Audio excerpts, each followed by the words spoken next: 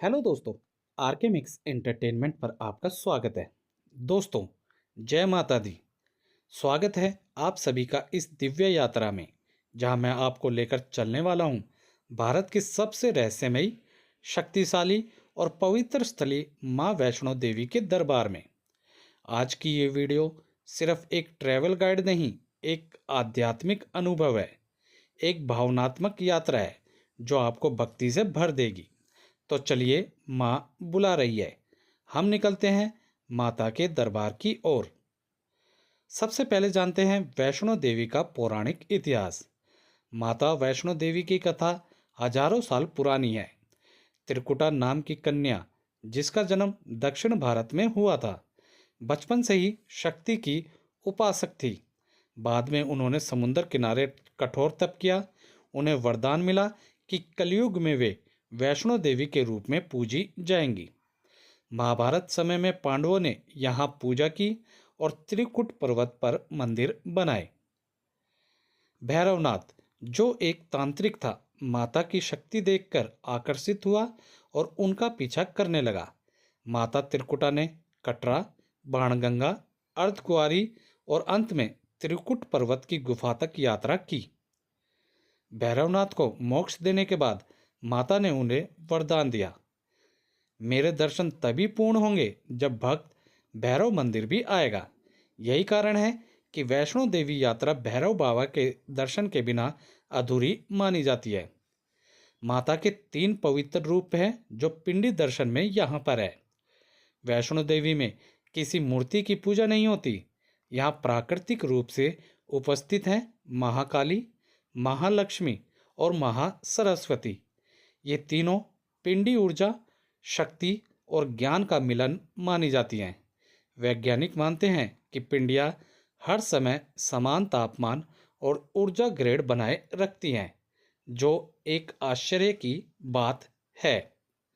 दोस्तों, कटरा का महत्व। कटरा सिर्फ एक शहर नहीं, यह माता की यात्रा का पहला चरण है। यहाँ मिलता है यात्रा registration, medical checkup point, Katra market, भोजनालय, लंगर, श्राइन बोर्ड के गेस्ट हाउस हैं और हेलीकॉप्टर बुकिंग ऑफिस भी है। यहीं से असली यात्रा शुरू होती है। दोस्तों, कटरा ही सबसे पहला यात्रा का पड़ाव कह लीजिए आप, वहीं से यात्रा शुरू मानी जाती है। अब बात करते हैं उस कटरा से भवन तक 13 किलोमीटर की यात्रा होती है।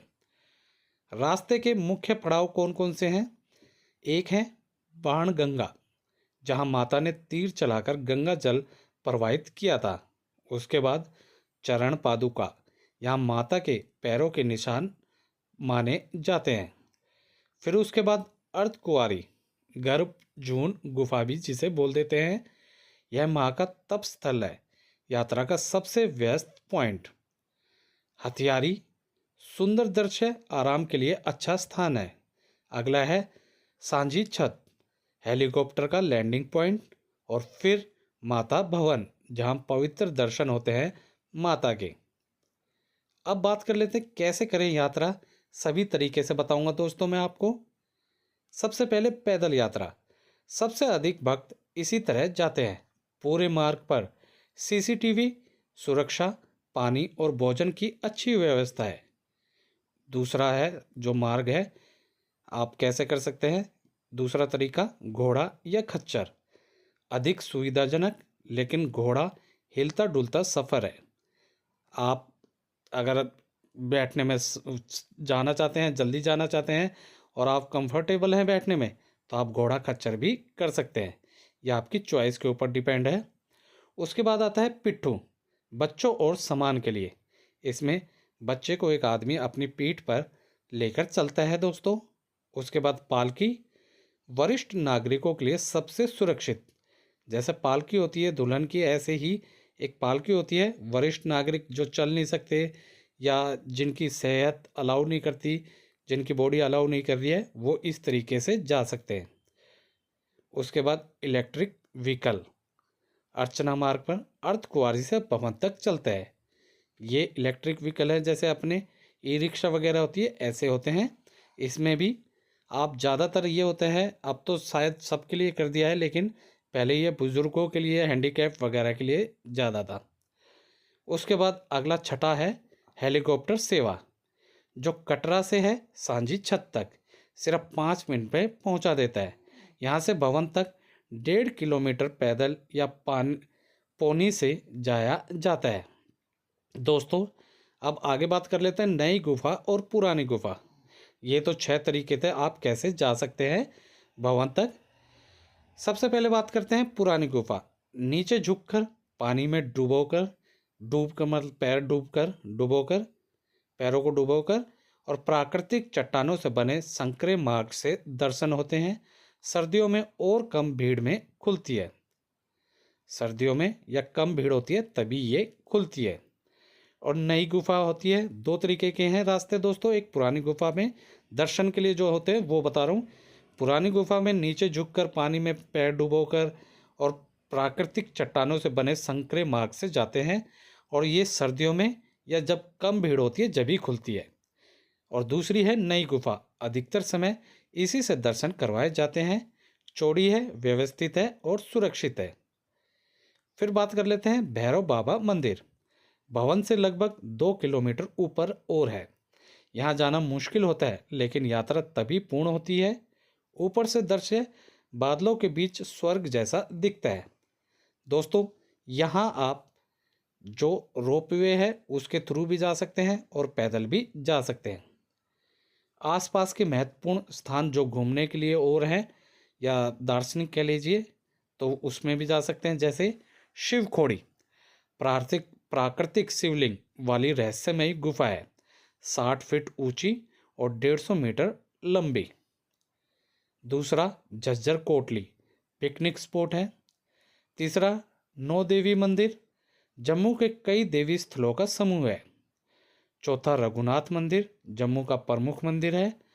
पांचवा पटनी टॉप हिल स्टेशन है, कई श्रद्धालु यहाँ भी घूमने जाते हैं। अब बात कर लेते हैं कैसे पहुँचे, चाहे वो एयर से, ट्रेन से, रोड से। बता देता हूँ सबसे पहले by air. Jammu airport 50 kilometre दूर है यहाँ से।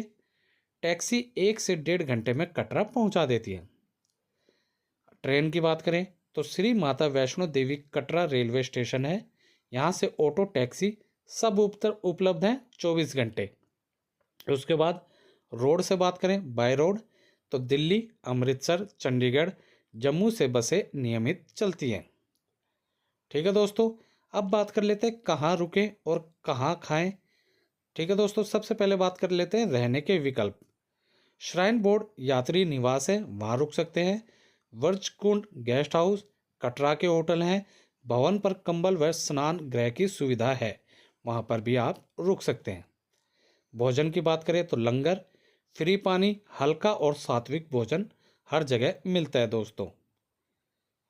ठीक है दोस्तों, और कुछ ज़रूरी टिप्स जो मैं आपको यात्रा से पहले बता देता हूँ।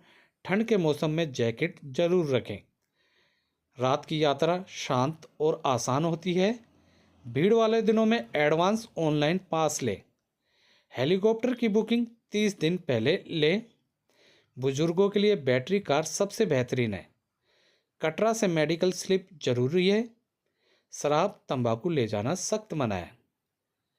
माता की पिंडियाँ कभी भी सूखती नहीं है। ये इंटरेस्टिंग फैक्ट्स जो है वो बता देता हूँ। माता की पिंडियाँ कभी भी सूखती नहीं है। धूप की खुशबू और घंटियों की आवाज़ वातावरण में गूंजती रहती है। त्रिकुट पर्वत पर कई रहस्यमयी मार्ग आज भी बंद है।